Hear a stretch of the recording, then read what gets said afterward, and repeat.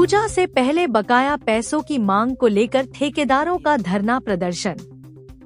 नमस्कार दर्शकों, अलीपुरद्वार जिले में दुर्गा पूजा से पहले बकाया पैसों की मांग को लेकर अलीपुरद्वार के public health engineering department PHED में ठेकेदारों ने जोरदार प्रदर्शन किया।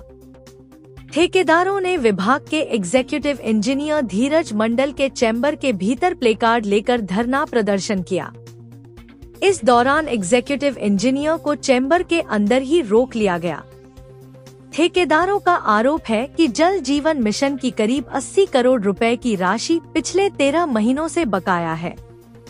उन्होंने कई बार विभाग के मंत्री पुलक राय को भी इस समस्या की जानकारी दी, लेकिन अब तक कोई समाधान नहीं निकला। बकाया राशि समय पर न मिलने से ठेकेदारों को भारी दिक्कतों का सामना करना पड़ रहा है। उनका कहना है कि दुर्गा पूजा से पहले वे मजदूरों को उनकी मेहनताना तक नहीं दे पा रहे हैं। ठेकेदारों ने चेतावनी दी है कि अगर जल्द ही उनका बकाया नहीं चुकाया गया तो आंदोलन और तेज किया जाएगा।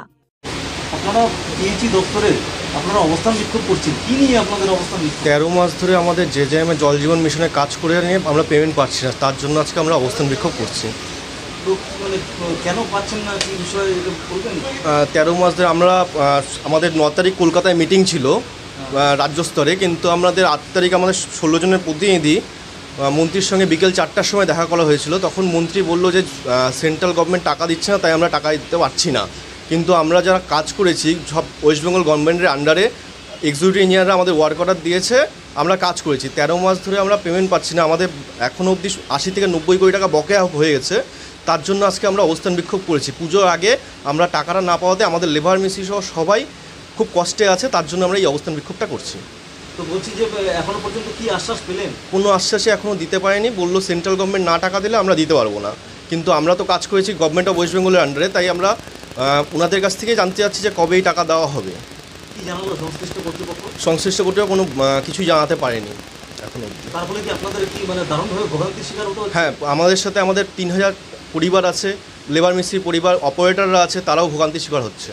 কতজন এরকম আলিপুরদুয়ারে রয়েছে? 90 জন কন্ট্রাক্টর আছে। 90 জন জেলা কন্ট্রাক্টর রয়েছে। হ্যাঁ, তো এরা প্রত্যেকেই পেমেন্ট পায়নি 90 কোটি টাকার মতো? 90 কোটি টাকার মতো পেমেন্ট আমাদের হয়নি এখনো। 13 মাস ধরে পেমেন্ট পুরোপুরি বন্ধ আছে। আপনারা সরকারের কাছে লিখিত কোনো অভিযোগ আবার পরবর্তীতে কি জানাবেন? হ্যাঁ, আমাদের অ্যাসোসিয়েশন থেকে মানে রাজ্য স্তরের অ্যাসোসিয়েশন থেকে জানানো হয়েছে।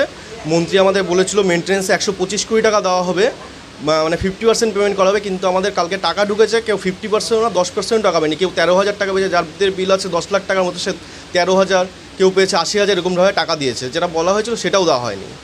কোন মন্ত্রী আপনাকে বলেছিলেন? পুলক রায়, মানে এই সংশ্লিষ্ট এই দপ্তরের মন্ত্রী? হ্যাঁ, এই দপ্তরের মন্ত্রী।